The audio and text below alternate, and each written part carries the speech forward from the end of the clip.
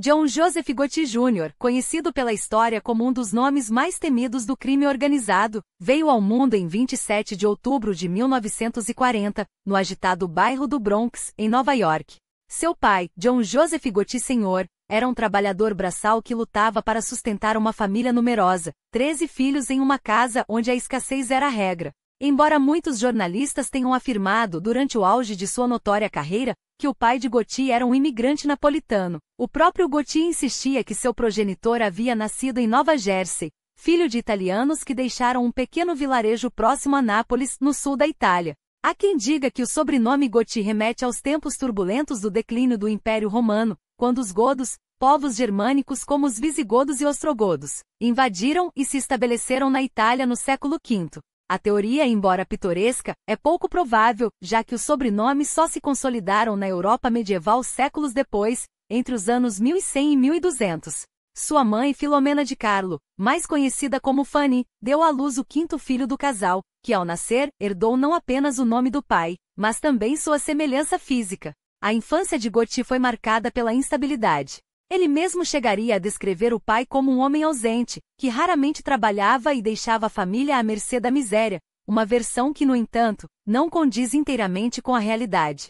Embora John Sr. de fato se esforçasse em diversos empregos, seu vício em jogos de azar consumia grande parte dos parcos recursos da família, condenando-os a uma existência precária. Nos anos 1950, a busca por uma vida melhor levou os Gotti a se mudarem para o Brooklyn, onde o jovem John Jr. logo se envolveu com gangues de rua, ainda antes de chegar à adolescência. A pobreza que o cercava desde cedo alimentou nele um ressentimento profundo, que mais tarde o levaria a refutar veementemente qualquer retrato do pai como um homem honesto e trabalhador. Um vagabundo chegaria a dizer, sem meias palavras. Assim como tantos outros líderes da Cosa Nostra, a máfia ítalo-americana, no século XX, Gotti encontrou no crime uma saída para a vida de privações que tanto o humilhara. Seu ingresso no submundo nova-iorquino coincidiu com uma era de ouro para as organizações criminosas de origem italiana nos Estados Unidos. Surgida no final do século XIX, impulsionada pela onda migratória que trouxe milhões de italianos ao país, a Cosa Nostra, ou Nossa Coisa, como era chamada internamente, se consolidou como uma força dominante a partir dos anos 1920, especialmente após a Lei Seca, que proibiu a venda e distribuição de álcool e abriu caminho para um mercado negro lucrativo. Quando a proibição terminou, em 1933, a máfia já era uma estrutura nacional bem articulada, com famílias criminosas espalhadas por dezenas de cidades, controlando desde o tráfico de drogas e jogos ilegais até a infiltração em sindicatos e negócios aparentemente inocentes, como serviços de coleta de lixo e fábricas de roupas. O poderio da organização em Nova York e em outras metrópoles era incontestável nas décadas centrais do século XX. Foi nesse cenário que Gotti deu seus primeiros passos como soldado da máfia nos anos 1950, uma época em que o governo americano começava a intensificar suas investigações para desmantelar a influência da Cosa Nostra. As décadas de 1950 e 1960 foram marcadas por audiências no Senado, processos e prisões de figuras proeminentes, como Frank Costello e Vito Genovese, líderes das famílias Luciano e Genovese, respectivamente. A trajetória de Gotti, no entanto, estaria para sempre ligada à família Gambino.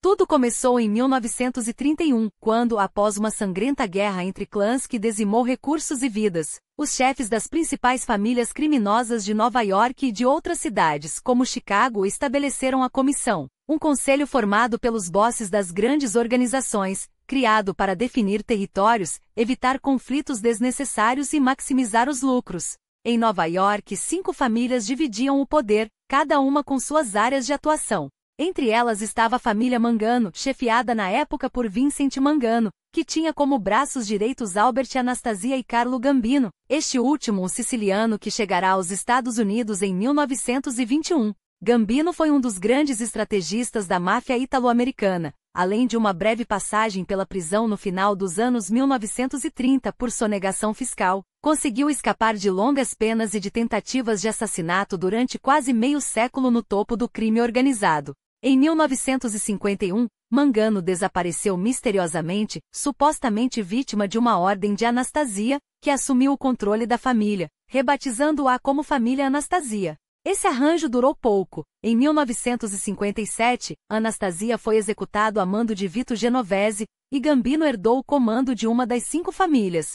Com a aposentadoria de Frank Costello em 1957 e a prisão de Genovese por 15 anos em 1960, Gambino emergiu como a figura mais influente da máfia nova-iorquina. Esse era o panorama do crime organizado quando Gotti, ainda adolescente, começou a traçar seu caminho nas sombras. Aos 13 anos, já executava pequenos serviços para mafiosos locais no Brooklyn, possivelmente influenciado por seu irmão mais velho, Peter. Apesar disso, permaneceu na escola por algum tempo. Um teste de QI aplicado em sua adolescência indicou um índice de 110, acima da média, embora ele mais tarde afirmasse que seu quociente intelectual beirava os 140. Entre os 14 e 15 anos, as faltas se tornaram frequentes, e seus pais, surpreendentemente indiferentes, não questionavam a origem do dinheiro extra que aparecia em seus bolsos nem o aparecimento de uma tatuagem de serpente em seu ombro direito. Foi nesse período que um acidente durante um assalto marcaria seu corpo para sempre. Enquanto tentava roubar uma betoneira portátil com um grupo de jovens delinquentes, o equipamento tombou e esmagou a parte frontal de seu pé direito. O verão seguinte foi passado em um leito de hospital, e a lesão nos nervos deixou sequelas permanentes. Para evitar a dor ao apoiar os dedos do pé machucado, Gotti desenvolveu uma maneira peculiar de andar, quase um arrastar calculado, que com o tempo transformou em um passo arrogante, como se a deficiência fosse, na verdade, um símbolo de poder. No final dos anos 1950, já na casa dos 20 anos, Gotti se destacava como líder de um bando de jovens que desde crianças cumpriam missões para os chefões locais. Sua ascensão estava apenas começando. Era a geração dos novos mafiosos. Ao seu lado, desde os primeiros passos no crime, estavam nomes como Angelo Ruggiero e Wilfred Willie Boy Johnson, homens que o acompanhariam por décadas, forjando uma lealdade que só o sangue e o perigo poderiam selar. A família criminosa que Gotti viria a comandar nos anos 1980 carregaria a marca indelével daqueles anos, enquanto os velhos chefes, formados nas décadas de 1920 e 1930, ainda se apegavam a um código de conduta quase aristocrático. Gotti e seus aliados jamais deixaram de ser, no fundo, a quadrilha de jovens delinquentes que cresceu junta nas ruas de Brooklyn nos anos 1950. Seu grupo, os Fulton Rockaway Boys, levava no nome a origem humilde e o território que dominavam, um pedaço de Brooklyn onde a lei era o que eles ditavam. Nessa época, Gotti já trabalhava sob as ordens de Carmine Fatico, um veterano da família Gambino, mas seu currículo criminal crescia em ritmo acelerado. Entre 1957 e 1961, 5 prisões marcavam seu nome, embora com uma combinação de sorte, advogados hábeis e um sistema ainda complacente, ele sempre conseguisse escapar com penas leves ou absolvições. Até que em agosto de 1960, uma noite com Vittoria Di Giorgio, uma jovem de ascendência meio italiana, meio russa judia que conhecera 2 anos antes, mudaria o rumo de sua vida. Quando ela lhe anunciou a gravidez meses depois, Gotti, ainda com menos de 20 anos, viu-se diante de uma escolha, a rua ou a família. Angela nasceu em abril de 1961, e o casamento com Vittoria só viria em março do ano seguinte. Por um tempo, sob a influência da esposa, ele tentou se redimir. Entregas em caminhões, prensar casacos em uma fábrica, empregos legítimos que duravam o tempo de um suspiro. A rotina não colava em sua pele. Até meados dos anos 1960, com 2 filhos a mais e as brigas constantes por suas recaídas no crime, o casamento esteve à beira do colapso. Mas foi o dinheiro, como sempre, que selou o acordo tácito entre eles. Quando Gotti voltou ao submundo de vez, por volta de 1966, e as notas começaram a fluir, Vittoria deixou de questionar. Ou talvez tenha aprendido a não perguntar. O momento era propício. Fatico, seu mentor, percebera que os tempos em East New York estavam mudando, os italianos davam lugar a novas ondas de imigrantes, e o poder se deslocava para Queens. Lá em Ozone Park, às portas do recém-renomeado Aeroporto Internacional John F. Kennedy, centenas de caminhões passavam diariamente carregados de mercadorias valiosas. Era um convite irresistível. Gotti e sua equipe, Ruggiero, Willie Boy Johnson e seus próprios irmãos, Peter, Richard e Jenny, transformaram a região em seu território de caça. Os assaltos a caminhões viraram rotina, alimentados por informantes dentro do aeroporto que indicavam os alvos mais lucrativos. Era a era dourada dos roubos aéreos, um faroeste moderno onde a lei ainda não havia chegado. Até que em 1968 a sorte virou. Desta vez, não foi um caminhão interceptado na estrada, mas uma farsa dentro do próprio aeroporto. Desfarcados de motoristas, Gauthier e seus homens entraram com um caminhão alugado na área de cargas, mirando um carregamento de vestidos femininos. Pouco glamouroso, mas lucrativo, até a FBI, em uma de suas raras investidas contra o crime organizado na época, flagrá-los. A prisão poderia ter sido apenas mais um contratempo, não fosse pelo erro de repetir a dose, em 1969. Enquanto respondiam em liberdade condicional pelo primeiro caso, foram pegos novamente, agora com um caminhão cheio de cigarros avaliados em dezenas de milhares de dólares. O juiz, desta vez, não teve piedade. 3 anos em Lewisburg, uma penitenciária federal na Pensilvânia. Gauthier saiu em 1972, mas não para se reformar. O crime o chamava de volta com uma urgência que nenhum emprego honesto poderia igualar, e seu retorno seria explosivo literalmente. Nos primeiros anos da década, um grupo de criminosos liderados por James M. Bratney, um irlandês-americano sem escrúpulos, havia iniciado uma onda de sequestros em Nova York. Até que em 1972 ousaram tocar no que não deviam. Raptaram Manny Gambino, sobrinho do próprio Carlo Gambino, e o mataram quando o resgate deu errado. Um erro fatal. A família Gambino não perdoaria. E Gauthier, recém-saído da prisão e com o rosto ainda desconhecido de MC Bratney, era o homem perfeito para a vingança. Junto de Ruggiero e Ralph Gallione, ele arquitetou a armadilha. No dia 22 de maio de 1973, os 3 entraram no Snoops Bar and Grill, em Staten Island, fingindo ser policiais à procura de MC Bratney. A tensão escalou rápido. Enquanto uma garçonete desconfiada descava para a polícia nos fundos do bar, MC Bratney tentou reagir. Não teve chance. Balas selaram seu destino ali mesmo, entre mesas e garrafas quebradas.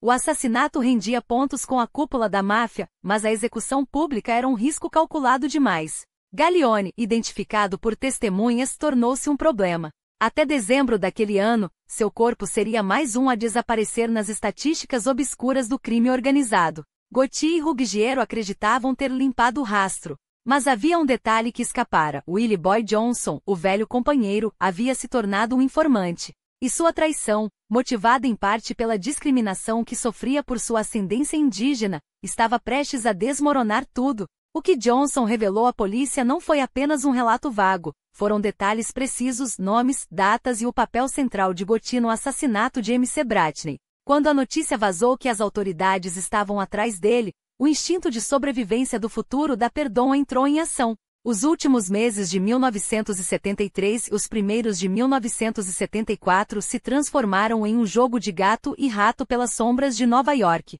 Gauthier desapareceu em uma rede de esconderijos, casas seguras espalhadas por bairros controlados, apartamentos de aliados de confiança, até mesmo porões de estabelecimentos que pagavam pela proteção da família Gambino. Cada movimento era calculado, cada contato, uma aposta. Mas a sorte, como sempre, tinha um preço. E o preço veio na primavera de 1974, em um bar modesto em Queens, onde Gauthier, talvez excessivamente confiante ou simplesmente cansado de fugir, foi localizado graças a mais uma delação de Willie Boy Johnson. A prisão foi inevitável. O julgamento, uma peça teatral onde o destino de Gauthier parecia selado, envolvimento em homicídio, testemunhas, provas circunstanciais. Mas aqui entra em cena um dos trunfos mais surpreendentes de sua carreira criminosa, Roy Coe, o advogado que havia se tornado sinônimo de manipulação jurídica durante a caça às bruxas de McCarthy. Com sua retórica afiada e conexões no sistema, Coe transformou o que deveria ser uma condenação pesada em uma sentença irrisória, 4 anos. Gauthier cumpriu menos de 3. Enquanto ele apodrecia atrás das grades, pela segunda vez, o tabuleiro do crime organizado nova-iorquino sofria um abalo sísmico. Em 15 de outubro de 1976, Carlo Gambino, o patriarca inquestionável, morreu em sua casa, vítima de um ataque cardíaco aos 74 anos. Sua morte não foi apenas o fim de uma era, foi o início de uma guerra silenciosa. Todos esperavam que Aniello Dellacroce, o leal e implacável Onderbus, assumisse o comando. Afinal, eram décadas de serviço, de sangue derramado em nome da família. Mas Gambino, em um movimento que surpreendeu até os mais experientes, deixou instruções claras. O sucessor seria Paul Castellano. As razões eram estratégicas. Dellacroce passará grande parte dos anos 70 atrás das grades por sonegação fiscal, um ponto fraco em um momento em que a família precisava de estabilidade. Castellano, por outro lado, pregava uma visão modernizadora, menos exposição a crimes violentos, mais investimentos em negócios aparentemente legais, construção, lixo, sindicatos, onde o dinheiro sujo poderia ser lavado com elegância. Ele desconfiava do tráfico de drogas, considerando um risco desnecessário. A escolha, em retrospecto, até fazia sentido. O problema? Delacroce foi solto pouco depois da morte de Gambino. E embora tenha aceitado a decisão, pelo menos publicamente, a rachadura no núcleo da família Gambino já estava aberta. Uma fratura que com o tempo se transformaria em um abismo. E John Gotti, recém-saído da prisão no verão de 1977, estaria bem no meio desse furacão. Sua libertação veio em um momento crucial. Castellano, recém-entronizado, precisava consolidar seu poder, e uma das formas era recompensar aqueles que haviam demonstrado lealdade, ou, no caso de Gotti, uma disposição inquebrantável para matar. Gambino, em vida, havia mantido as portas da Cosa Nostra fechadas para muitos, incluindo Gotti. Mas Castellano, em um gesto calculado, abriu os livros, a cerimônia de iniciação que transformava um associado em um made man, um membro pleno da máfia. Gotti finalmente recebeu sua coroa. Não por acaso, afinal, ele havia passado anos na prisão por um assassinato cometido em nome da família. Era o preço do sangue. E havia mais. Carmine Fático, seu mentor, fora preso enquanto Gotti cumpria sua pena, acusado de orquestrar o roubo de 3 milhões de dólares de um voo da Air France no JFK. Com Fático fora de cena após um acordo judicial em 1976, uma vaga estratégica se abriu, a liderança de uma CRIO, um grupo de soldados sob seu comando. Gotti não apenas herdou o posto, ele o transformou. Seu quartel-general passou a ser o Bergin Hunt and Fish Club, em Ozone Park, o mesmo local onde Fático havia operado por uma década. Oficialmente, para satisfazer as condições de sua liberdade condicional, Gotti trabalhava como encanador. Um emprego fantasma, tão absurdo que anos depois, o fiscal responsável por assinar seus papéis admitiria, constrangido, que o único serviço que Gotti prestava era encontrar locais que precisavam de encanamento, ou seja, extorquir donos de bares, restaurantes e boates que, coincidentemente, sempre tinham problemas hidráulicos, quando se recusavam a pagar pela proteção. A ascensão de Gotti, aos 37 anos, era meteórica para os padrões da máfia.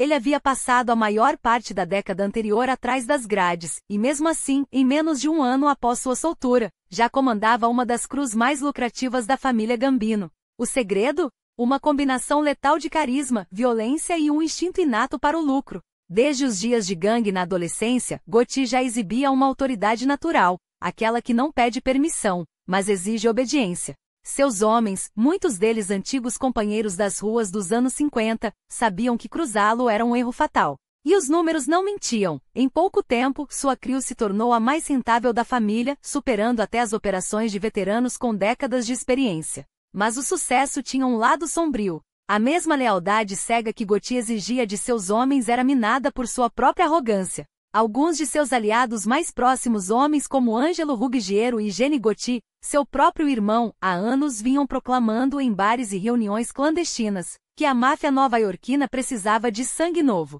que os velhos dons estavam ficando moles, que era a hora de uma nova geração tomar o controle. Palavras perigosas. E Gotti, com seu temperamento explosivo e ambição desmedida, era o catalisador perfeito para transformar essa retórica em ação. Em dezembro de 1978, ele estaria no centro de um dos crimes mais ousados e sangrentos da história do crime organizado, o assalto à Lufthansa. Um golpe planejado por James Jimmy de Gentenborg, associado da família Lucchese, que prometia ser o maior roubo da história, e de muitas formas, foi.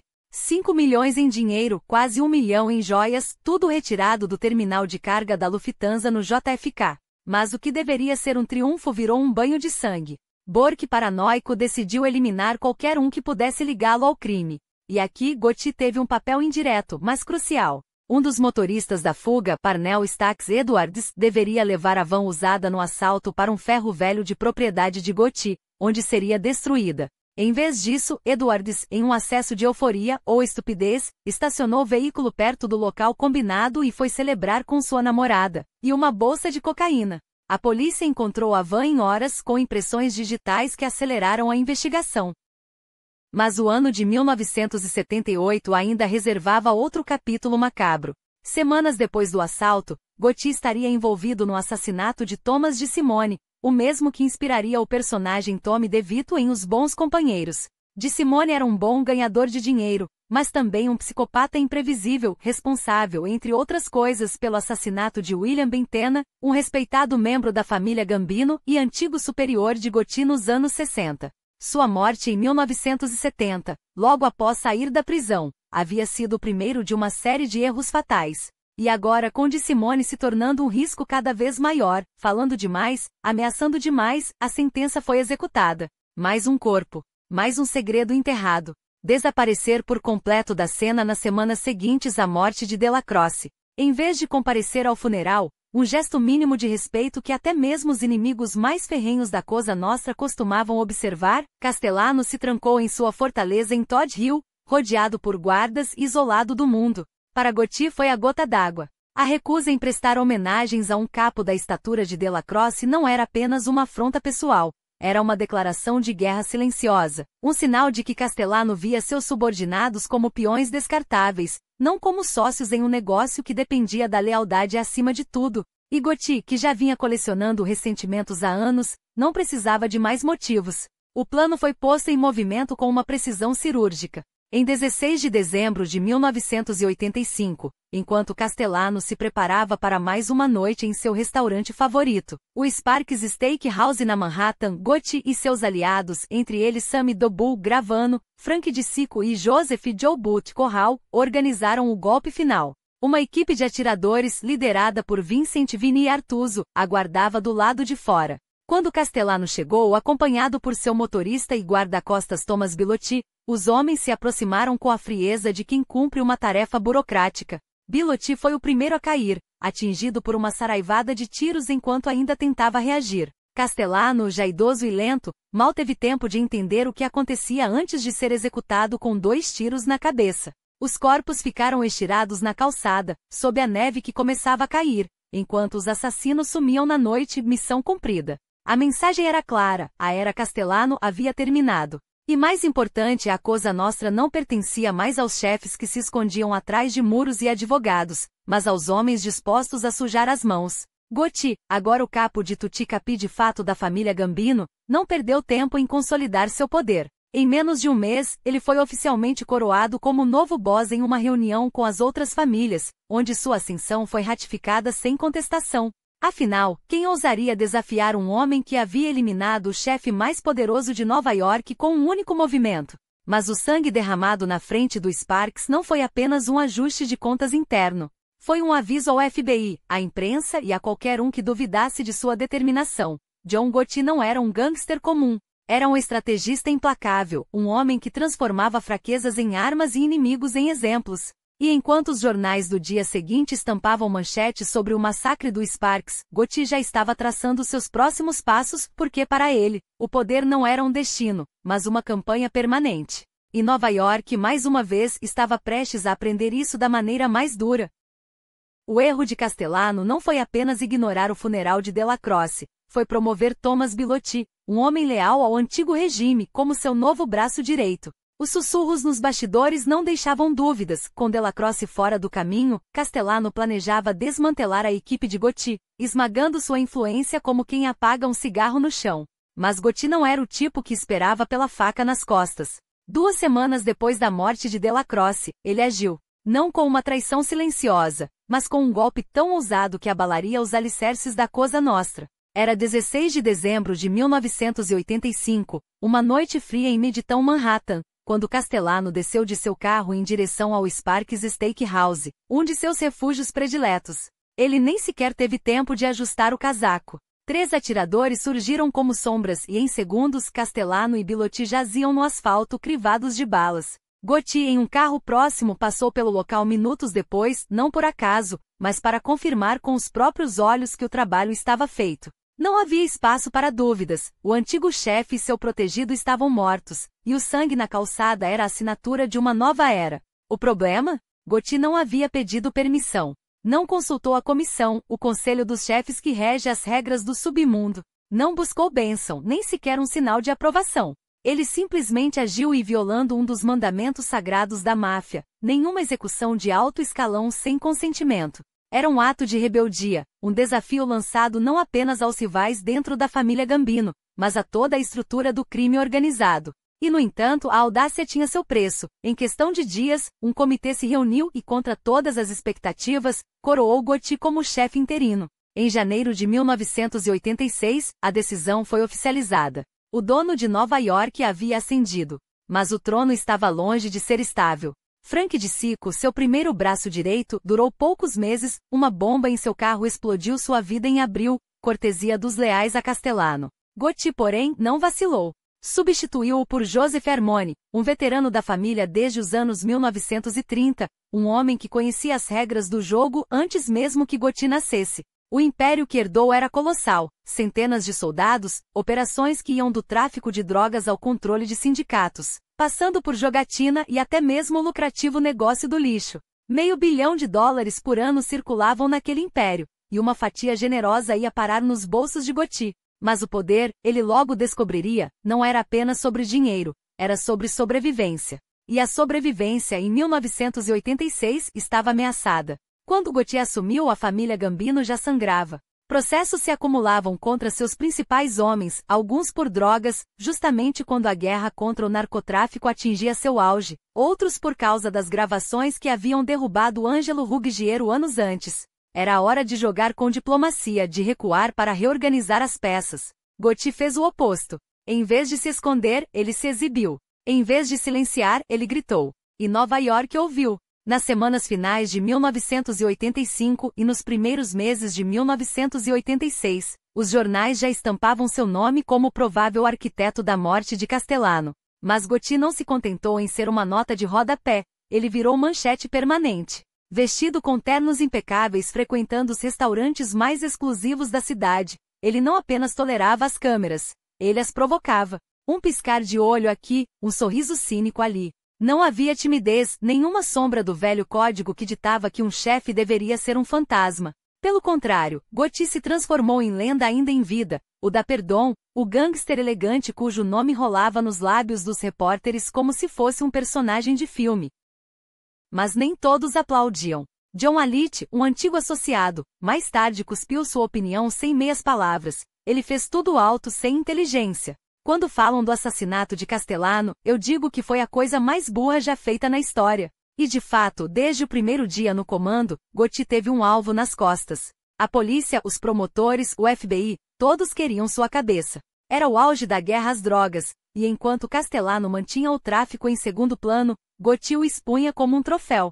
Sua família não apenas operava no narcotráfico, ela o fazia com um descaramento que desafiava as autoridades. E elas responderam com tudo. Em 1986 e 1987, os tentáculos da lei começaram a se fechar. Primeiro, caíram seus homens mais próximos, Ângelo Ruggiero, cujo telefone grampeado anos antes ainda renderia frutos amargos, e Jenny Gotti, seu próprio irmão. Ruggiero, já condenado à morte por um câncer implacável, morreu em dezembro de 1989, sem que Gotti sequer o visitasse no leito de hospital, furioso por ter sido arrastado para a lama pelas falhas do antigo amigo. Enquanto isso, os tribunais se tornaram o novo palco de Gotti. Em 1986, ele foi julgado por extorsão.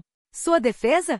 Subornar um jurado com $60 mil e desmontar a credibilidade das testemunhas, pintando-as como criminosos desesperados por um acordo. Resultado: absolvição em março de 1987. Mas a justiça não desistiria tão fácil. Em 1989, outro processo, desta vez por agressão e conspiração, depois de ordenar um ataque a John O'Connor, um líder sindical de baixa patente que ousara desafiá-lo. Ao ser preso, Gotti riu, oferecendo aos policiais odds de 3-1 de que sairia vitorioso. E saiu. Em fevereiro de 1990, mais uma absolvição. Os jornais, ébrios com seu teatro, o batizaram de Teflon Don, o homem a quem nenhuma acusação grudava. Até mesmo seu passado parecia conspirar a seu favor. Quando cumpriu pena anos antes, por um assassinato cometido em 1973, saíra em pouco mais de 2 anos, como se o sistema o tivesse poupado. Mas essa era apenas metade da história. Porque por trás das vitórias nos tribunais e das manchetes gloriosas, Gotti pagava um preço. Era preso, negavam-lhe fiança, e cada absolvição apenas alimentava a fúria daqueles que juravam vê-lo cair. A armadilha estava sendo armada. e desta vez não haveria escapatória. Os anos 1990 marcariam o início do fim para John Gotti. Enquanto aguardava julgamento atrás das grades, o tempo e a pressão começavam a corroer até mesmo a blindagem mais resistente. Porque até o teflon, por mais liso que seja, acaba perdendo sua camada protetora quando submetido a calor e atrito incessantes. E o calor, para Gotti, vinha de todos os lados. Seu círculo de confiança, outrora inquebrantável, agora se desintegrava como areia entre os dedos. Um a um, seus aliados mais próximos caíam, uns sob o peso das condenações, outros levados pela morte. Mas o maior golpe não vinha dos inimigos, e sim de sua própria arrogância. A partir de 1988, Gotti passou a realizar reuniões semanais no Ravenite Social Club, em Little Italy, um reduto histórico da máfia desde os anos 1920, onde Carlo Gambino já havia tecido suas tramas décadas antes. O local, com seu apartamento no andar superior, parecia um refúgio seguro, mas as paredes tinham ouvidos, e esses ouvidos pertenciam ao FBI. Agentes federais infiltraram microfones em cada canto estratégico do Ravenite, no apartamento privado de Gotti no corredor, atrás do balcão do bar. Cada palavra, cada ordem, cada murmúrio de traição era gravado, meticulosamente arquivado para ser usado contra ele. O cerco se fechava. Em dezembro de 1990, a armadilha foi acionada. Uma batida policial arrastou Gotti, seu novo braço direito, Sammy Gravano, e outros membros-chave da família Gambino para trás das grades. Foi então que Gravano, ao ouvir as gravações de seu próprio chefe o difamando, compreendeu a extensão da traição. Não havia lealdade que resistisse a uma sentença de prisão perpétua, e o FBI sabia exatamente como explorar essa fratura. Com Gravano disposto a virar informante somado a uma montanha de provas e testemunhas, o governo preparou seu golpe final. Em 1991, o processo que selaria o destino de Gotti foi posto em movimento. Desta vez, porém, as autoridades não deixariam nada ao acaso. Sabendo que o Teflon Don já havia subornado júris e manipulado testemunhas no passado, o promotor conseguiu um feito inédito: o júri seria sequestrado. 12 cidadãos comuns, isolados do mundo em um hotel sob custódia federal, sem contato com o exterior até que o veredicto fosse proclamado. Além disso, o golpe ainda mais cruel: seus advogados de elite foram incluídos na lista de testemunhas impedidos de defendê-lo. Metade de suas testemunhas de defesa foram barradas antes mesmo de pisar no tribunal. Era a guerra total, e o governo não pretendia perder. O julgamento, iniciado em janeiro de 1992 no Brooklyn, durou 2 meses e meio de exposição implacável. A promotoria pintou Gotti não como um gangster, mas como o arquiteto de um império de sangue, o chefe supremo da máfia nova-iorquina, um homem que ordenava execuções com a mesma frieza com que gerenciava seu império de narcóticos, jogos ilegais e extorsão. E no centro desse retrato, brilhando como uma lâmina afiada, estava Sammy Gravano. O ex-braço direito, agora protegido pelo programa de testemunhas, desfilou diante do júri uma lista macabra. Mais de uma dúzia de assassinatos encomendados por Gotti, incluindo o de Paul Castellano, o golpe que o coroara como Dom anos antes. As provas eram esmagadoras. E Gotti pela primeira vez parecia perder o controle. Suas explosões em pleno tribunal, gritos, ameaças, interrupções desesperadas, só serviam para confirmar o que todos já sabiam. O homem que um dia dominara as ruas com um sorriso agora se afogava em seu próprio pânico. Em março, quando a promotoria encerrou seu caso, o júri levou apenas 14 horas para decidir: culpado. Em 13 acusações, incluindo assassinato, racketeering e obstrução da justiça. O veredicto foi uma sentença de morte social, prisão perpétua, sem possibilidade de liberdade condicional. Na audiência de sentença em junho de 1992, um promotor resumiu o caso com uma frase que ecoaria pela história: o Teflon se foi. O Dom agora está coberto de velcro, e cada acusação grudou. Do lado de fora do tribunal, uma multidão, parte leal, parte paga para estar ali, gritava: libertem John Gotti, em meio a empurrões e confusão. Mas as portas da prisão já se fechavam atrás dele. Seu novo endereço seria o United States Penitentiary em Marion, Illinois, uma fortaleza construída nos anos 1960 para substituir o lendário Alcatraz. Originalmente uma prisão de segurança média, Marion se transformará em um inferno de concreto após o assassinato de 2 guardas pela Irmandade Ariana em 1983. Agora, era um buraco negro de onde poucos saíam intactos. Lá, Gotti seria submetido a um regime de 23 horas por dia em solitária, um castigo projetado para quebrar até os mais resistentes. Seus vizinhos de cela incluíam figuras como Victor Bout, o traficante de armas russo trocado em 2022, e operativos da Al-Qaeda condenados antes mesmo do 11 de setembro. Por um tempo, ele tentou manter as rédeas do Império Gambino de dentro da prisão, enviando ordens cifradas e mensagens através de visitantes. Mas a realidade era inegável, seu poder evaporava. Em poucos meses, os chefes das 5 famílias de Nova York o pressionaram a renunciar. Gauthier resistiu, pedindo para manter o título de Dom apenas como figura simbólica, enquanto seu irmão Peter e seu filho, John Jr., assumiriam as operações. Mas o tempo não perdoa. Os anos em Marion se tornaram uma rotina de humilhações e decadência. Transcrições de suas ligações telefônicas revelam um homem reduzido a reclamações mesquinhas, a falta de prosciutto e mussarela na comida da prisão, a indignação com o fato de Bill Clinton, em pleno escândalo de impeachment, não estar sendo executado. Se ele fosse italiano, já teria levado a cadeira elétrica, rosnou em uma ligação. Enquanto isso, seu império desmoronava. Em 1998, John Jr. foi preso por acusações de racketeering.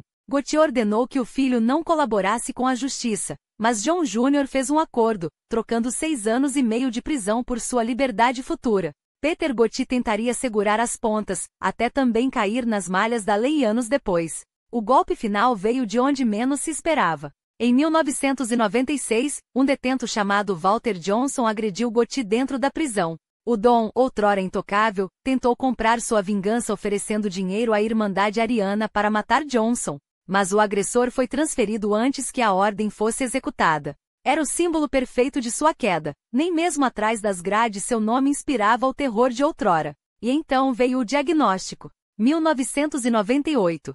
Câncer de garganta.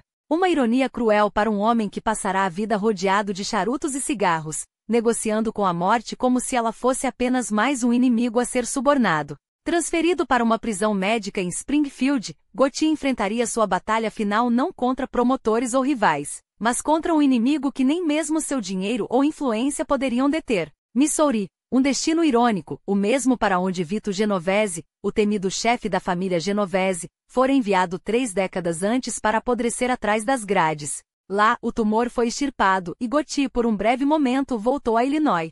Mas o câncer não perdoa.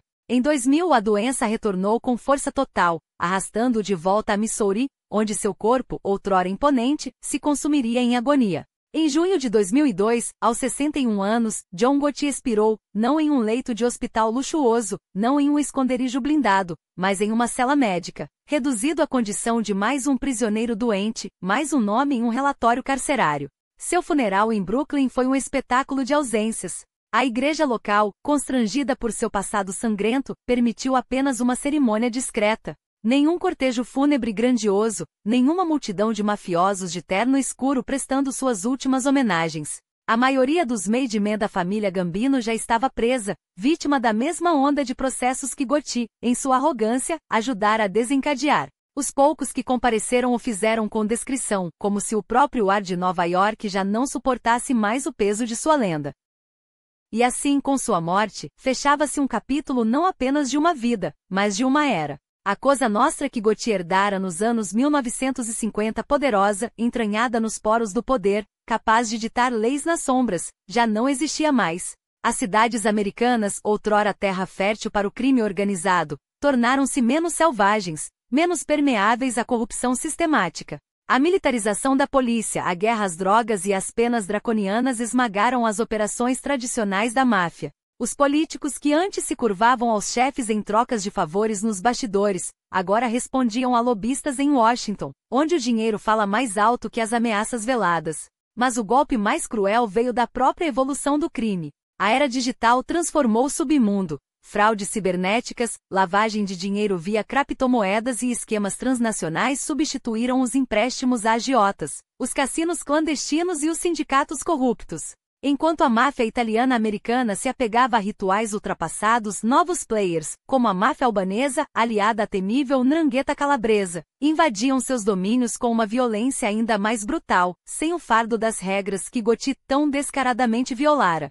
Hoje a Cosa Nostra ainda existe, mas como uma sombra do que foi. Seu declínio não foi obra do acaso, mas de uma sucessão de erros, e nenhum deles tão simbólico quanto a ascensão e queda de John Gotti. Ao assassinar Paul Castellano, ele quebrou o código sagrado que mantinha a máfia unida, nunca trair a própria família. Pior, ao transformar sua vida criminosa em um reality show mediatizado, atraiu sobre si, e sobre todos, a fúria de um sistema que até então preferia ignorar o que não via. Cada entrevista, cada pose para as câmeras, cada frase de efeito era um convite para que o FBI apertasse o cerco. E quando Gotti caiu, arrastou consigo dezenas de soldados, capos e chefes, desmantelando o império que jurara proteger. Como disse Anthony Casso, ex-braço direito da família Lucchesi, condenado a 455 anos de prisão. O que John Gotti fez foi o início do fim da Cosa Nostra. Difícil discordar. Ele não foi apenas um sintoma do declínio, foi seu principal arquiteto. Um homem que, em sua sede por poder e fama, destruiu muito pelo qual outros haviam lutado para preservar. E você? Acha que Gotti foi o grande responsável pela queda da máfia italiana-americana? Ou sua queda já estava escrita nas paredes, independentemente de suas escolhas? A história julga, mas a discussão permanece.